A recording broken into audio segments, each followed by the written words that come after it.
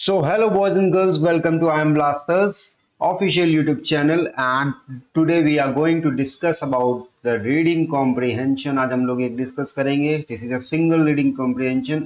अच्छे लेवल का है, I would say medium to high level का है ये बिल्कुल. एंड एग्जामिनेशन में इस तरीके के क्वेश्चंस आपको ज्यादा से ज्यादा देखने को मिलेंगे, ठीक है. And if you are targeting for IPMAT and UG entrance examination, this is the path and this is the channel for you. This is only dedicated for IPMAT and UG entrance examination, and for any query and detail you can call us at 7524833567. Okay, do follow the Telegram channel as all the things and the PDF of this session will be uploaded on a Telegram channel. And my name is Nishant Srivastav and will be guiding you through the verbal ability journey of the IPMAT and UG entrance examinations. Okay, so before proceeding, level I have told you medium to high level है. और importantly आप लोगों ने जो science background के students हैं उन्होंने पढ़ा होगा किसके बारे में, श्रोडिंगर के बारे में, ठीक है. So this passage is based upon Schrodinger ideas and उनकी थोड़ी सी कुछ डिटेल्स हैं, उसके बारे में ये डिस्कशन पूरा है, ठीक. So first thing first, let's start with the passage. But before starting with the passage, I would like you to go through the questions first. So let's go through the questions. So हमारा एक gist बन पाए, we could assign कि कौन सा part important है, कौन सा पार्ट पैसेज का अनइम्पॉर्टेंट है. We could see that. Okay. So एक क्वेश्चन का एक रफ आइडिया लेना इंपॉर्टेंट होता है before proceeding with the passage.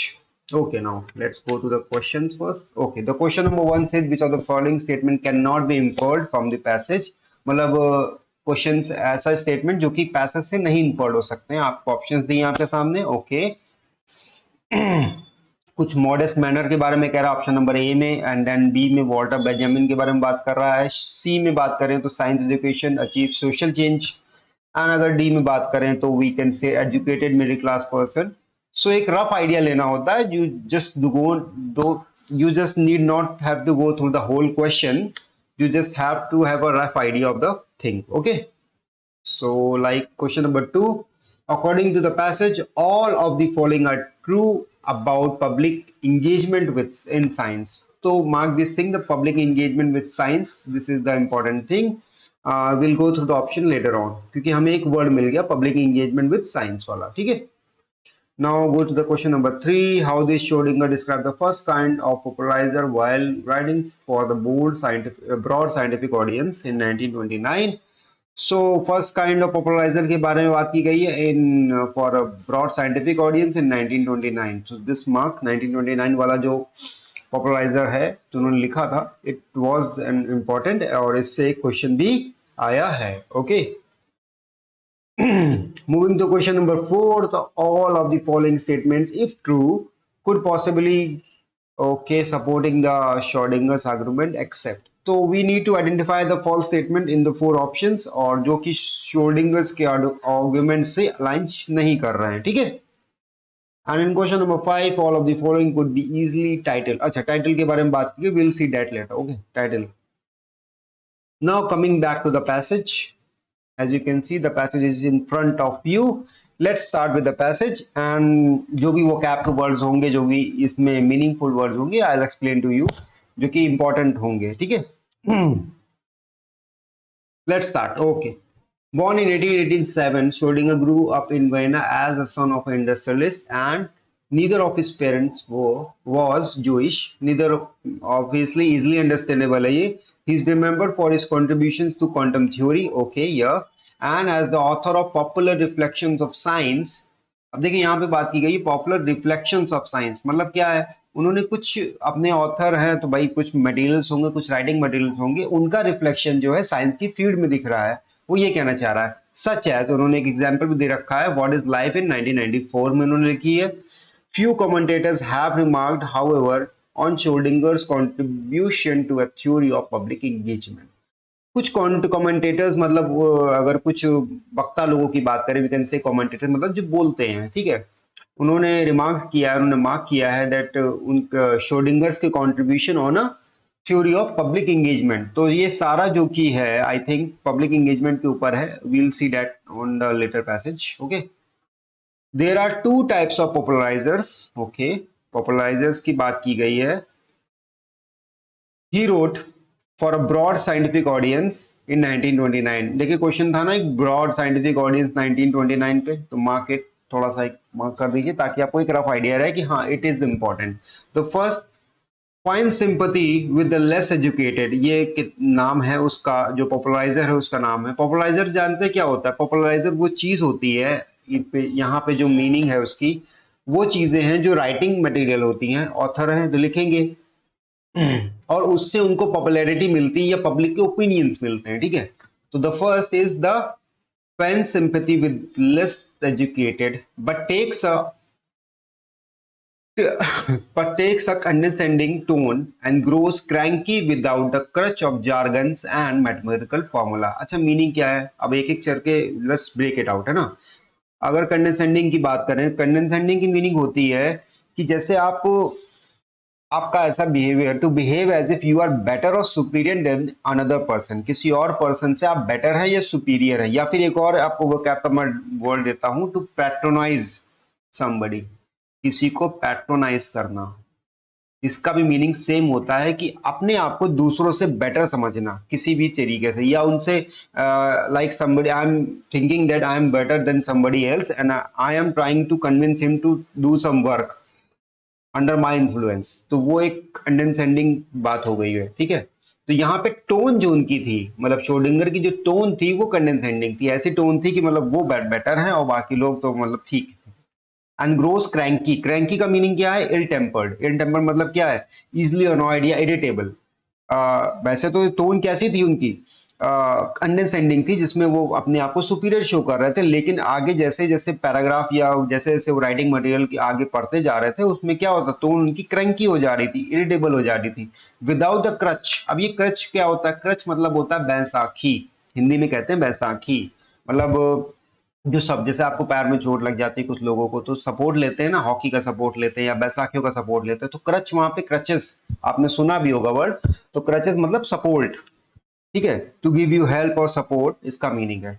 तो उन्होंने कंडेंसेंडिंग टोन में बात की। एंड ग्रोस क्रैंकी मतलब इल टेम्पर्ड हो गई, या फिर इरिटेबल टोन में बात की, grows without the crutch of jargon. Jargon मैंने आपको एक्सप्लेन किया है बहुत अच्छी तरीके से, जार्गन क्या होते हैं in the video of vocab कि how to tackle vocab examination में कैसे टैकल करें। I made the video and I uploaded it on YouTube.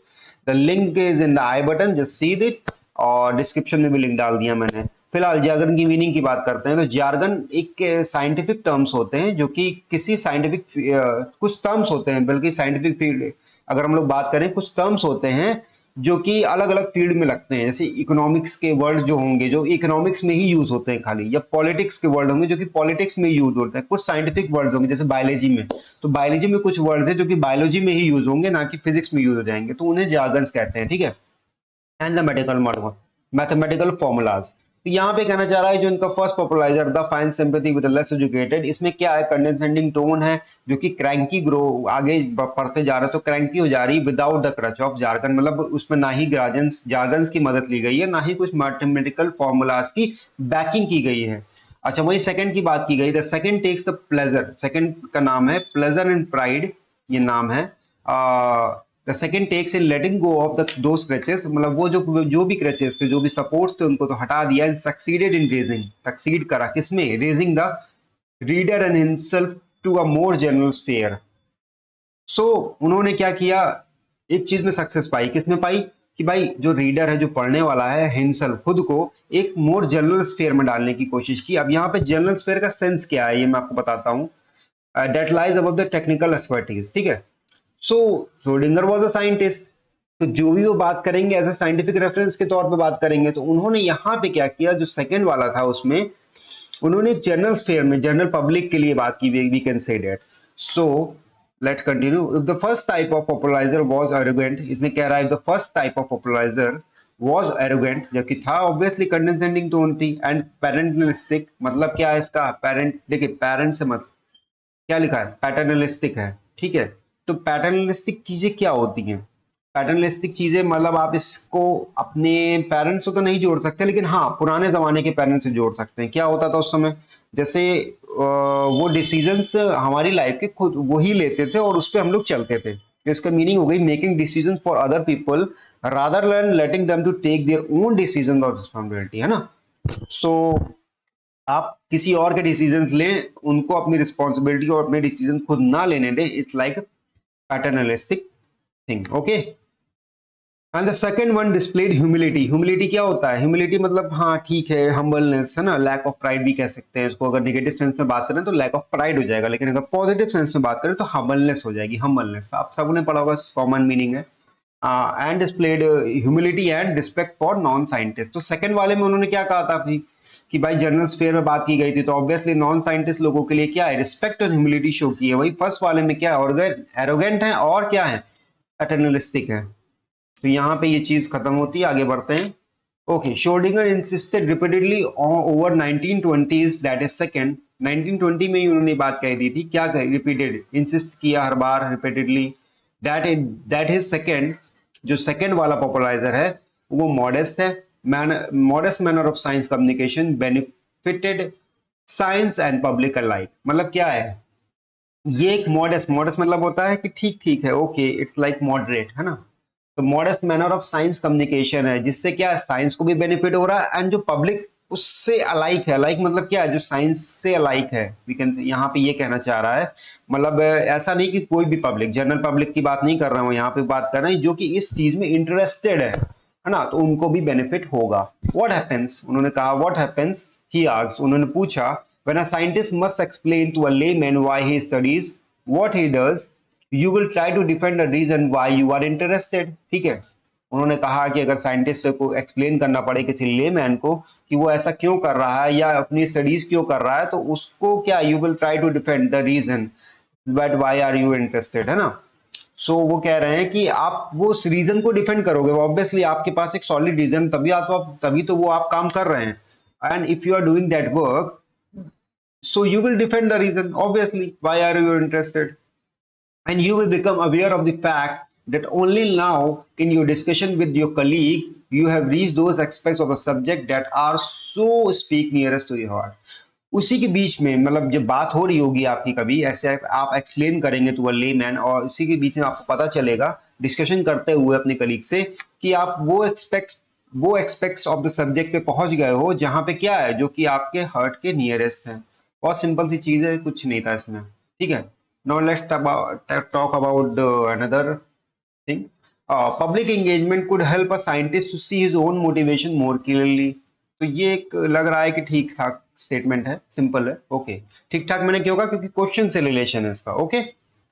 Now Schrodinger followed his prescription this prescription sorry in his work own work. तो उन्होंने ये prescription अपने work में use किया। क्या प्रिस्क्रिप्शन यूज किया कि public engagement could help a scientist to see his own motivations more clearly. ये motivations more clearly. He criticize colleagues, उन्होंने क्रिटिसाइज किया कौन से कलीग्स को, from being satisfied with the description of atomic word, जो कि एटॉमिक वर्ड के description से तो सेटिस्फाइड हैं, and didn't square with common sense. लेकिन उन्होंने क्या है, स्क्वायर विद का मतलब यहाँ क्या है, स्क्वायर विद का मीनिंग है कि उन्होंने अपने आइडियाज को अलाइन नहीं किया है कॉमन सेंस के साथ। तो उन प्रकार के कॉलीग से जो कि अपने डिस्क्रिप्शन या अपनी राइटिंग्स को एटॉमिक वर्ड में तो अप्लाई करते हैं, सेटिस्फाइड है, लेकिन जनरल कॉमन सेंस में अप्लाई नहीं करते, उनको उन्होंने वहां पे क्रिटिसाइज किया है श्रोडिंगर ने, okay. His best known contribution to physics, the formulation of quantum physics, जिसकी बात शुरुआत में ही हो चुकी है, known as a wave mechanics, इन्होंने नाम भी यहाँ दे दिया, wave mechanics की उन्होंने बात की थी, was the fruit of his efforts to visualize the new physics of atom। तो उन्होंने visualize किया था क्या, new physics of atom, a political moderate। देखिए यहाँ पे अब कुछ उनके पॉलिटिकल्स के बारे में बात की गई है। पॉलिटिकल मॉडरेट, उन्होंने कहा है कि Schrodinger was a political moderate। now Schrodinger was not intent like elder। elder भी कोई पर्सन है, ठीक है। उन्होंने कहा कि उनका इंटेंट श्रोडिंगर का वो एल्डर के तरीके से नहीं था। एल्डर का क्या क्या पर्पस होता था, on using science education to achieve social change. देखिए ये वर्ड भी आया था, using science achievement education in to achieve the social change, ठीक है। I am marking this thing also. Indeed he implied lay reader was more likely a member of educated bourgeois than a worker। अब ये बर्जियोस की meaning क्या है? इसका simple meaning है middle class. मैंने इसकी मीनिंग एक्सप्लेन की है किसी दिन, I think I have discuss in vocab और आरसी थिंग, जस्ट सीधा यूट्यूब पे ही पढ़ी है, ठीक है।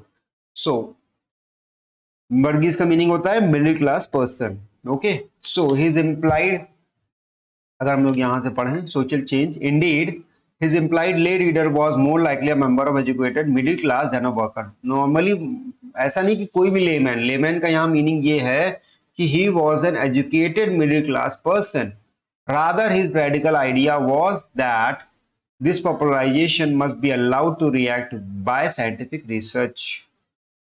दूसरा क्या उनका रेडिकल आइडिया भी था? क्या आइडिया था रेडिकल? कि ये जो पॉपुलराइजेशन उन्होंने लिखे हैं, एक और दो दो के बारे में यहाँ बात की गई है, उनको साइंटिफिक रिसर्च से भी रिएक्ट मतलब बैकअप किया जाए। ऐसा नहीं है कि बिल्कुल हवा में बातें कर दी जैसे पब्लिक व्यूज को ही मैटर किया जाए, ऐसा नहीं है। साइंटिफिक रिसर्च से भी उनको बैकअप किया जाए।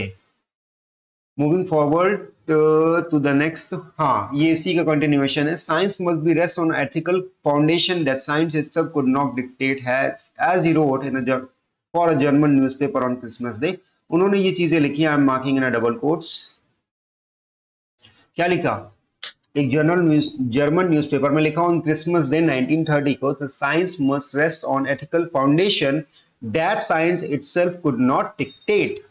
ठीक है, मतलब वो एथिकल फाउंडेशन पे साइंस को रेस्ट करना चाहिए जो साइंस खुद डिक्टेट नहीं कर सकती है। ठीक है, अब इसकी मीनिंग अगर आप इसको तोड़ के मीनिंग निकालने के फोकस पे आ जाएंगे तो फिर ये पैसेज का जो सेंस है वो आप भूल जाएंगे। तो ज्यादा नहीं जानना, सिंपल सी बात जाननी है कि science must have accord ethical foundation, उस फाउंडेशन पे बेस होना चाहिए जो खुद से डिक्टेट या खुद से जनरेट नहीं कर सकता। Okay, now a similar principle formed the core of Walter Benjamin essay. जो सिमिलर प्रिंसिपल है, ऐसे ही सिमिलर प्रिंसिपल से क्या हुआ, वॉल्टर बेंजामिन ने जो ऐसे लिखा था वो उसका कोर बना। कोर मतलब क्या, we can say that central idea. ठीक है, सो ऐसे का नाम था टू फॉर्म्स ऑफ पॉपुलराइजेशन 1932 में उन्होंने रिलीज किया उसको। Unlike Schrodinger, Benjamin has no background in natural sciences. Natural sciences में कोई बैकग्राउंड नहीं था इनका। Born to a middle class Jewish family in Berlin in 1892। He studied literature and philosophy, उन्होंने लिटरेचर एंड फिलोसफी पढ़ी। His engagement with science communication arose from a new technology, the radio। जो भी उनका engagement आया science and communication से, वो कहाँ से आया? अरोज मतलब राइज हुआ। कहाँ से? New technology. कौन सी न्यू टेक्नोलॉजी? उस समय रेडियो आई थी। इन लेन तो रेडियो की वजह से उनका जो भी कम्युनिकेशन या एंगेजमेंट बढ़ा साइंस से, वो रेडियो के कारण ही हुआ है। In late 1920s German radio carried a popular scientific broadcast रफली वंस अ वीक। तो 1920s में क्या होता है, जर्मन रेडियो जो होते थे वहां पे एक साइंटिफिक ब्रॉडकास्ट आता था once in a week. Broadcast मतलब क्या है, साइंटिफिक प्रोग्राम आता था जो कि रेडियो पे ब्रॉडकास्ट होता था once a week. Okay, Benjamin followed his friend, Benjamin ने अपने फ्रेंड को फॉलो किया, the playwright Bertolt Brecht, इनका नाम है Bertolt Brecht, in insisting that radio be used as a medium for production of knowledge, not merely its diffuser। उन्होंने क्या बात कही, उन्होंने फॉलोड, अपने फ्रेंड को फॉलो किया और ये बात बर्टोल्ड ब्रेच ने इंसिस्ट कराई कि रेडियो जो है ना सिर्फ medium of production of knowledge नहीं होना चाहिए। मतलब ऐसा नहीं है कि सॉरी, रेडियो सिर्फ प्रोडक्शन ऑफ नॉलेज होना चाहिए, ना कि सिर्फ क्या कहते हैं डिफ्यूजन। मतलब ऐसा नहीं सिर्फ सुन के इसको नॉलेज डिफ्यूज, डिफ्यूज मतलब क्या होता है, स्प्रेडिंग करना। ठीक है, तो ऐसा नहीं सिर्फ नॉलेज स्प्रेड करने का ही काम रेडियो का होना चाहिए, अब नॉलेज प्रोडक्शन का भी काम होना चाहिए। Echoing Schrödinger's call for humility. Echoing को यहाँ पे क्या मीनिंग है, मतलब अगर हम ये बात समझें, इकोइंग का मतलब क्या था, इको मतलब होता है कहीं आप कहीं से बोल रहे हैं, if you are speaking from some point and your voice will be here from, your voice will be heard at a distant point. Okay, तो इकोइंग मतलब क्या है, यहाँ पे अगर इकोइंग का सेंस बनाएं तो सिंपल सी बात है, ही सेइंग दैट कि श्रोडिंगर अपनी बात कह रहा था और उसके बीच में ही जब श्रोडिंगर अपनी बात कह रहे थे, call for humanity, Benjamin insisted that an intellectual today should, उन्होंने क्या इंसिस्ट किया, that an intellectual today should not step up to a platform and make a claim. ऐसा नहीं है कि कोई भी बंदा कोई भी इंडिविजुअल आए और स्टेप अप करे प्लेटफॉर्म पे और क्लेम करने लगे कुछ बात के लिए, बट उनको क्या करना चाहिए, पब्लिक सुपरविजन में वर्क करना चाहिए और लीड नहीं करना चाहिए, पब्लिक की राय भी लेनी चाहिए, क्योंकि पब्लिक ओपिनियन बहुत मैटर करता था उस टाइम पे। लोग नहीं लेते थे जनरली, उस टाइम पे ऐसा ही होता था कि जैसे बड़े बड़े साइंटिस्ट लोगों का जो उस टाइम मतलब राइज हुआ है काफी, सो जनरली क्या होता था, पब्लिक ओपिनियन को मैटर नहीं दिया जाता। बहुत ऐसे राइटर्स थे जो पब्लिक ओपिनियन को बहुत मैटर करते थे, और पब्लिक ओपिनियन के कारण ही बहुत लोगों के जो फील्ड एक्सपेरिमेंट्स हैं वो स्टार्टिंग में ही पकड़ लिए गए थे। मतलब जैसे कोई बंदा एक्सपेरिमेंट कर रहा है and he shown to the public, तो पब्लिक ओपिनियन की वजह से भी ऐसा हुआ कई बार कि उनके जो इनिशियली एक्सपेरिमेंट्स थे वो पता चल गया कि हाँ ये फेल हो जाएंगे आगे भी, मतलब ज्यादा पैसा उससे वेस्ट नहीं हुआ, शुरुआत में ही पता चल गए। तो इससे ये फायदा हुए थे। मतलब ये रियलिटी है, पैसे से उसका कोई लिंक नहीं है फिलहाल। Okay, in two forms of popularisation, यहाँ टू फॉर्म्स ऑफ पॉपुलराइजेशन की बात की गई है। Benjamin envision radio as a technology that would demonstrate to the listener that is own interest is of substantive value to the subject. मतलब क्या है कि भाई उन्होंने रेडियो को ऐसी टेक्नोलॉजी बताई डेट को डेमोन्स्ट्रेट, लिसनर को डेमोन्स्ट्रेट कर सकता है क्या, कि भाई जो उनके इंटरेस्ट की बात है वहां पे, इंटरेस्ट मतलब यहाँ साइंस की बात चल रही है, ठीक है, is of substantive value to the substantive, मतलब क्या होता है, मेजर वैल्यू, मतलब एक अच्छा खासा, ठीक है, हैविंग अ फर्म बेसिस और कंसिडरेबल की बात करेंगे अगर हम, so substantive value to the subject, जो भी सब्जेक्ट है, साइंस की बात हो रही है तो साइंस पे वैल्यू है, उनके जो ओन इंटरेस्ट है या उनके जो विचार हैं वहां पे उनकी सब्जेक्ट में वैल्यू है। Okay, that his questions, even if not spoken into a microphone, pose a new question for the scientific research. In short, अब ये इंपॉर्टेंट है यहाँ पे, in short a truly popular orientation has the direct transformative impact on science and scientific knowledge. मतलब ये क्या है, इस पूरे जो ऊपर लिखा है in two forms of popularisation, Benjamin इन्विज एंड रेडियो, ये पूरा यहाँ से यहाँ तक इन्होंने इन शॉर्ट में बता दिया है। क्या बता दिया है, इन्होंने कहा है कि जो ट्रूली पॉपुलर राइटिंग होगी, ओरिएंटेशन होगा, उसका डायरेक्ट या फिर ट्रांसफॉर्मेटिव इम्पैक्ट का मतलब indirect impact on science and scientific knowledge होगा ही होगा। तो यहाँ पे जो माइक्रोफोन की बात की गई ना, if not spoken into microphone, मतलब क्या है कि अगर ना भी कहा जाए तो भी इनडायरेक्ट फॉर्म में साइंस और या साइंटिफिक नॉलेज पे उसका इंपैक्ट आएगा। ठीक है, now let's move to the question number 1 of the day. कह रहा which of the following statement can not be inferred from the passage, मतलब कौन से ऐसे स्टेटमेंट है जो कि पैसेज से इंफर्ड नहीं हो सकते हैं। मतलब पैसेज में नहीं दिए गए, मोटी मोटी बात यही है, या पैसेज से उनका मीनिंग नहीं पता चल रहा है। Let's see, Schrodinger believed that only the modest manner of popularization was beneficial for the science. Okay, अब इसको पढ़ते हैं। वॉल्टर बेंजामिन, इसमें कुछ प्रॉब्लम है आई थिंक, अभी मैं बताता हूं क्या प्रॉब्लम है। I will go to the passage but begin with option number B.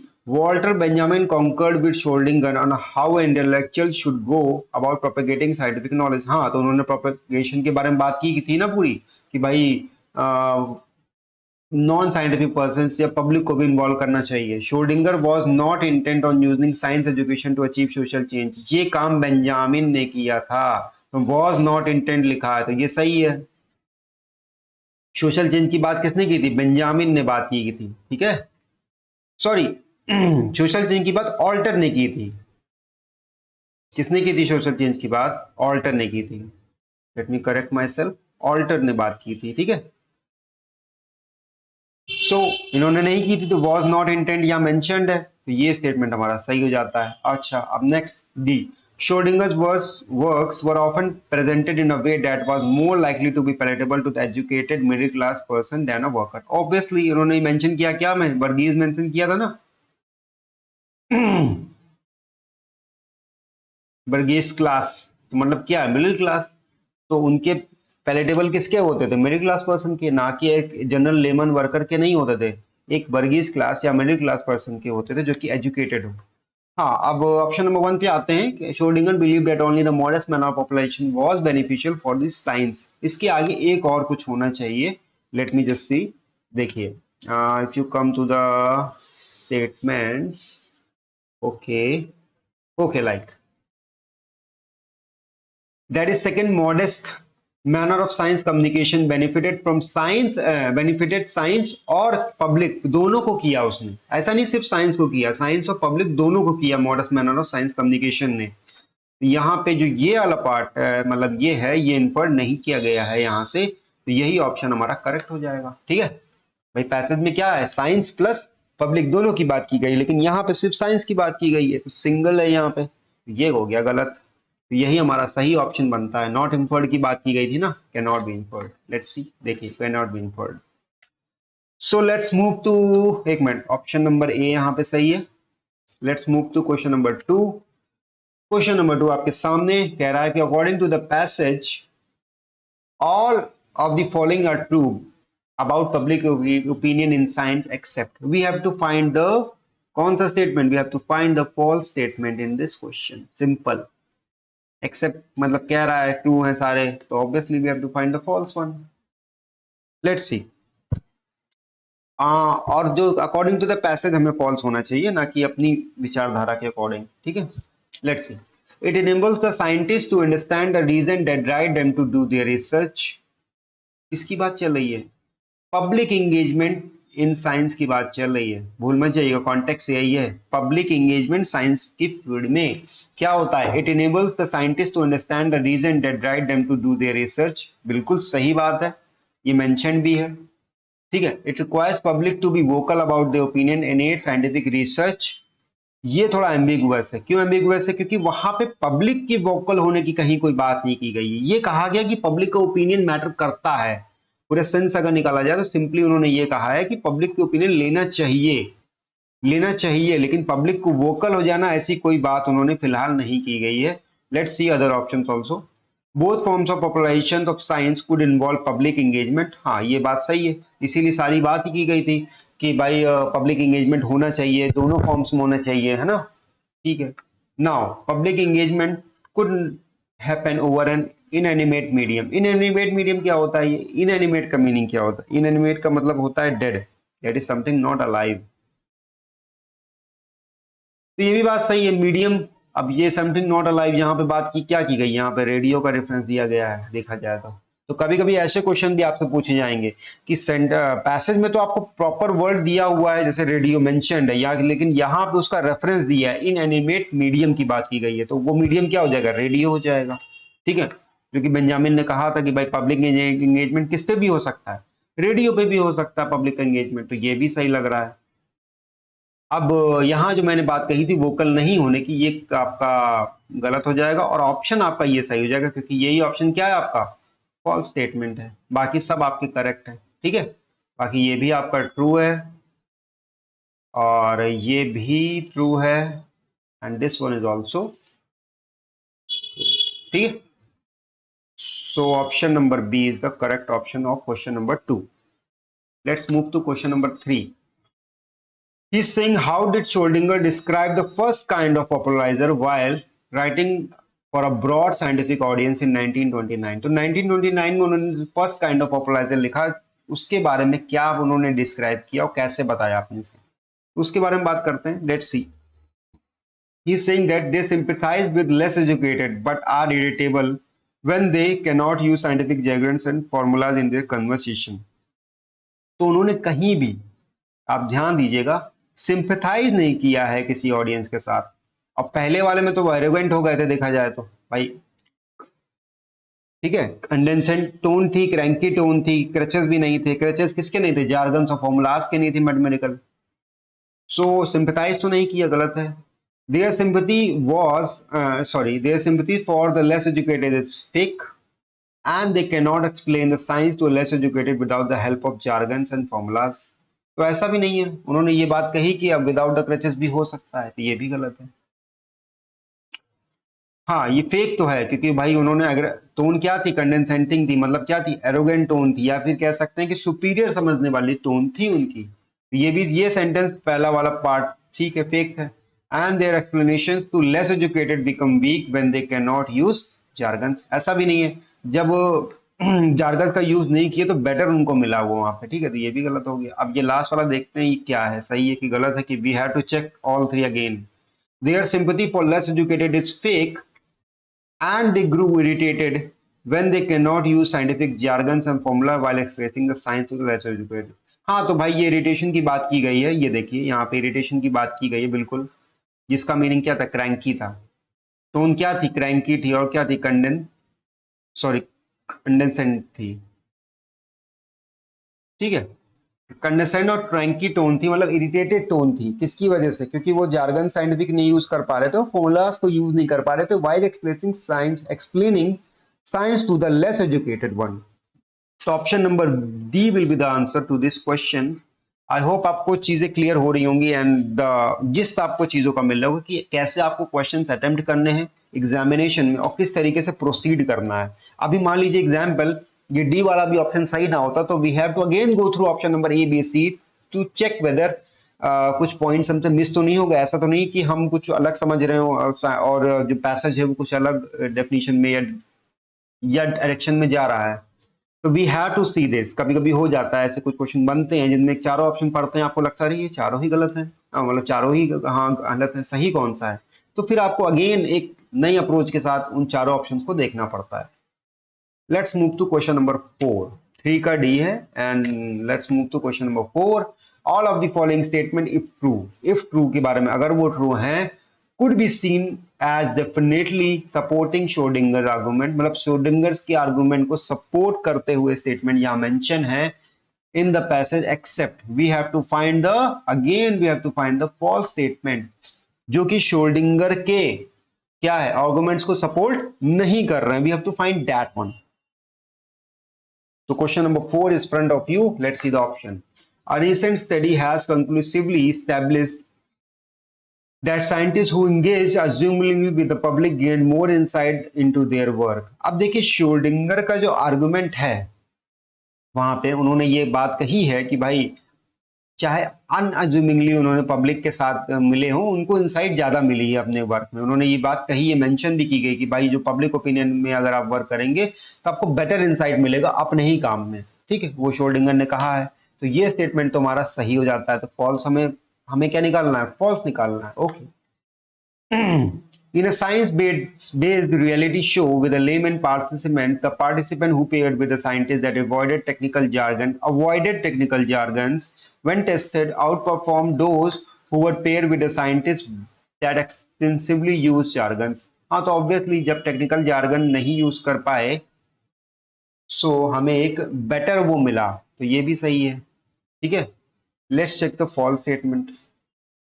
Okay, analysis of TV viewership in India in 2020 revealed that a late night science which shows TV clocked higher viewership when guests interacted lucidly. अब देखिए problem यहाँ क्या है कि कहीं भी पूरे जो भी हम लोगों ने श्रोडिंगर के बारे में पढ़ा या उनके एक विचारों के बारे में पढ़ा या उनके आर्गुमेंट्स के बारे में पढ़ा उसमें कहीं भी एक चीज का वर्ड का यूज नहीं हुआ, दैट इज टीवी। ठीक है, टेलीविजन की कहीं बात हो ही नहीं है। तो जब टेलीविजन की बात ही नहीं हुई तो ये ऑप्शन गलत हो जाएगा ऑब्वियसली। तो ऑप्शन नंबर सी, लेकिन हम ऑप्शन नंबर डी को भी पढ़ेंगे। A recent study establish the major breakthrough happened in the science because the public was able to understand and criticise the initial erroneous finding. ये भी सही है, मैंने बताया ना कि इनिशियल टाइम पे क्या होता था, पब्लिक जो है एरनियस फाइंडिंग्स को क्रिटिसाइज करती थी या फिर उनको बताती थी। तो कभी कभी ऐसे कुछ साइंटिस्ट हुए हैं जिनका इनिशियल स्टेजेस पे ही पता चल गया कि हाँ भाई ये प्रोजेक्ट फेल हो जाएगा। ऐसा नहीं कि उनको बहुत पैसा या बहुत समय लगाना पड़ा उस चीजों के लिए। So this is also correct and this one is the wrong one. तो हमारा आंसर हो जाएगा option number C. Let's move to question number 5, that is the last question. Let's see, all of the following could be used as the title except we have to find one option that is not the title of the passage. Simple. So option number A, popularization of science, a two-sided coin. तो दो popularization के बारे में यहाँ बात की गई है, तो बिल्कुल सही लग रहा है, मतलब बैठ रहा है। ठीक है, scientific engagement through the eyes of a scientist and a non-scientist. Okay, भाई साइंटिफिक एंगेजमेंट हुआ eyes of a scientist and non scientist. By scientist मतलब श्रोडिंगर, नॉन साइंटिस्ट मतलब जनरल लोग, इनकी बात चल रही थी। Maybe this is correct, we have to check all the four options. Scientific progress, a story of protagonist and antagonist. अब ये प्रोटैगनिस्ट एंड एंटागनिस्ट कॉन्सेप्ट क्या होते हैं? देखो प्रोटैगनिस्ट मतलब क्या होता है, अब पर्सन और अब that is a leading character. अगर मान लीजिए हम प्ले की बात करें तो जो लीडिंग कैरेक्टर पर्सन होगा, या किसी प्रोजेक्ट की बात करें तो जो भी उसमें लीडिंग पर्सन होगा वो प्रोटैगनिस्ट कहलाएगा। और एंटागोनिस्ट क्या होते हैं? एंटागोनिस्ट सिंपली मीनिंग होती है क्या? अपोनेंट। अपोनेंट मतलब ऐसा person who is actively opposing you और इज हॉस्टाइल टू यू और अनदर पर्सन। ठीक है, scientific progress, a story of protagonist and antagonist, and the last one is scientist and science popularization. तो this is correct, बिल्कुल सही समझ में आ रहा है। पहला वाला करेक्ट मैंने मार्क कर दिया। बी और सी में एम्बिग्युइटी है थोड़ी सी, तो देख लेते हैं। साइंटिफिक एंगेजमेंट के बारे में बात की गई through the eyes of a scientist and non scientist. यहाँ पे ये सही लग रहा है क्योंकि नॉन साइंटिस्ट एंड साइंटिस्ट की बात की गई है। अब ये सी वाला ऑप्शन चेक करते हैं। Scientific progress, a story of protagonist, कहीं भी प्रोटैगनिस्ट मतलब कहीं मेजर लीडिंग कैरेक्टर या फिर ओपोनेंट की बात नहीं की गई है यहाँ पे। आप ध्यान से पूरे पैसेज में पढ़िए, ये वर्ड्स पहली बात तो कहीं नहीं यूज हुए, ना ही इनका कॉन्टेक्स्ट कहीं पे यूज हुआ है। तो option number C will be your right option for question number 5. So this is the completion of RC of today, and I will be beginning this RCs on a weekly basis. मैं कोशिश तो यही करूंगा कि हर Sunday को लेके आऊं। इस संडे को थोड़ा सा अवॉइड हो गया चीजें बिकॉज इंटरनेट की प्रॉब्लम आ रही थी। बस मैं संडेज वीकली बेसिस पे आपके लिए ये लेके आऊंगा आरसीज की चीजें, आरसीज। एंड जैसे जैसे आपके एग्जामिनेशन आएंगे, मतलब आपके बोर्ड्स जो हैं वो ओवर हो जाएंगे। सो बोर्ड्स के बाद जैसे ही बोर्ड खत्म होंगे, we will bring about 2 to 3 RCs per week. We will increase the frequency, okay? But अभी के लिए फिलहाल वीकली ही रखें बिकॉज आपके पास ऑलरेडी प्रेशर है। तो आप लोग उसको देखते रहिए, समझते रहिए, एक आइडिया बनाते रहिए, ताकि आपको at the end of February या at the starting of the March जब आप प्रिपरेशन स्टार्ट करेंगे ईगरली, तब आपको इतनी प्रॉब्लम ना हो कि बिल्कुल बेसिक से शुरुआत करनी पड़े। थोड़ा थोड़ा देखते रहिए, half an hour to 1 hour अगर आप एक दिन में दे देंगे तो आपका काम बन जाएगा, ठीक है। So this is all for today. If you are liking the video, like, share to the friends and subscribe to the channel because it is very important. Press the bell icon so that you get aware of the topics that I am sharing with you. और classes आपकी points के भी ऐसे ही कुछ important topics and LRDI के भी ऐसे ही कुछ important questions and topics will be discussed, and we will be discussing all the 3 subjects. Verbal ability को भी discuss करेंगे obviously. I am discussing all the things. So all the 3 subjects will be discussed, and for full course you can join our IM Blaster comprehensive course. The link is in the description. You can call us at the number that I've given in the starting, that is 7524833567. You can call us on this number, or you can simply WhatsApp. आप WhatsApp डाल दीजिए and you will get the response from our side to join the IPMAT target comprehensive course, ठीक है।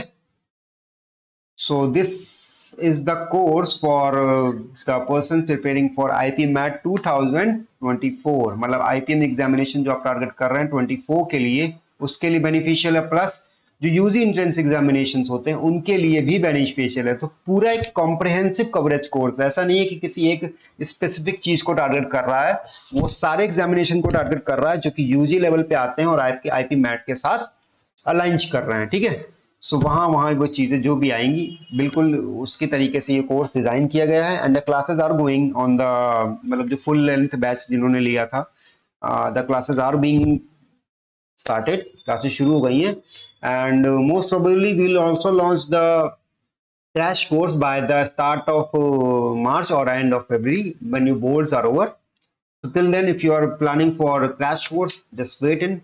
And if you are planning for a whole comprehensive course, then you can join the course via IM Blasters app. आपको app का link भी यहाँ description में mention कर दिया जाएगा। Till then, thank you and keep learning, keep growing. अपने आप को बीमार ना पड़ने दीजिएगा बिकॉज द थिंग्स आर बहुत डेंगू चल रहा है, तो उसको ध्यान रखिएगा। And till then, take care.